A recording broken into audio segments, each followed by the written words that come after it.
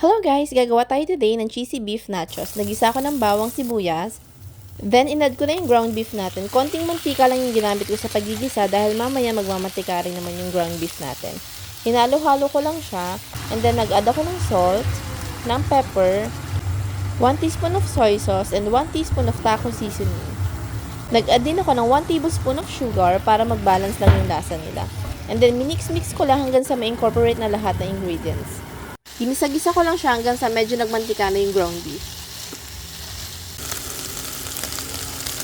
Then, kumuha ko ng big plate. Naglagay ako ng tortilla chips. Naglagay rin ako ng ground beef. Medyo dinamihan ko yung ground beef kasi para to sa kumpare namin na special sa amin ng asawa ko.